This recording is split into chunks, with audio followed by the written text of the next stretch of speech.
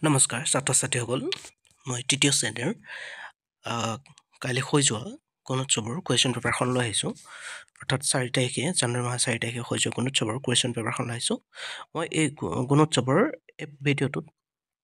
মাত্ৰ তৃতীয় শ্ৰেণীৰ যিখিনি ৰাইটিঙৰ হয় ৰাইটিঙৰ স্কিলখিনিহে মই তোমালোকক দেখাম গতিকে তোমালোকে মনোযোগ দি চাবা এতিয়া ছাত্ৰ ছাত্ৰীসকল ৰাইটিং লেংগুৱেজ 1ত দিয়া আছে প্ৰথমটো এইটো চোৱা তলত দিয়া যিকোনো এটা বিষয় সম্পৰ্কে তিনিশাৰী বাক্য লিখা তিনিটা দিয়া আছে এই তিনিটা বিষয় হৈছে প্ৰথমটো এ হৈছে তোমাৰ প্ৰিয় ফুল বি হাতী আৰু চি বজাৰ এই তোমাৰ প্ৰিয় ফুল হাতী আৰু বজাৰ এই তিনিটাৰ ভিতৰত তোমালোকে যিকোনো এটা বিষয়ৰ ওপৰত তিনিশাৰী বাক্য লিখিব লাগে ছাত্ৰ ছাত্ৰীসকল ইয়াৰ পিছত আহিছোঁ ৰাইটিং লেংগুৱেজটোৰ এতিয়া ইয়াত তিনিটা ছবি দি থৈ আছে অসমীয়াৰ দৰে তিনিটা ছবিৰ ভিতৰত তোমালোকে চাই যিকোনো এটা বিষয় মানে যিকোনো এটা বস্তুৰ ওপৰত তোমালোকে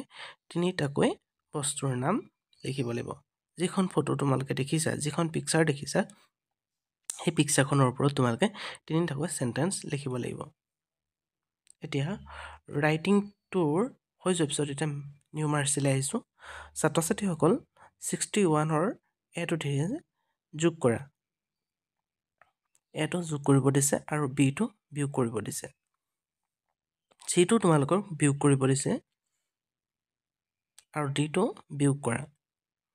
গতিকে ইয়াত যোগ কৰা এটা আহিছে আৰু বিয়োগ কৰা বাকী কেইটা আহিছে গতিকে ছাত্ৰ ছাত্ৰীসকল এনেকুৱা ধৰণৰ যোগ আৰু বিয়োগ আহিব গতিকে তোমালোকে ঘৰত অভ্যাস কৰিবা ইয়াৰ পিছত মই লৈ আহিছোঁ ই নম্বৰটোলে এতিয়া আছে চোৱা 672 সংখ্যাটোৰ অংককেইটাৰ স্থানীয় মান অনুসৰি মণিহালত ভৰাব কৈছে চোৱাচোন এতিয়া 6টো যিহেতু শতকৰ ঘৰত আছে গতিকে 6টা মণিহলা শতকৰ ঘৰত ভৰাব লাগিব আৰু 7 যিহেতু দশকৰ ঘৰত আছে এইটো দশকৰ ঘৰত 7টা মণিহলা ভৰাব লাগিব আৰু একৰ ঘৰত 2টা এনেদৰে কৰিবা ইয়াৰ পিছত মই তোমালোকৰ বাবে এইখিনি তোমালোকৰ ইংৰাজী হয়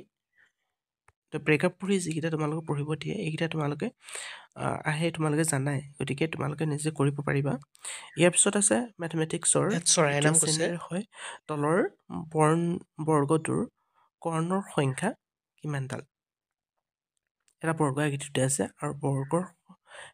কৰ্ণ আকৃতি আছে আৰু কৰ্ণ কেইডাল আছে তোমালোকক সুধিছে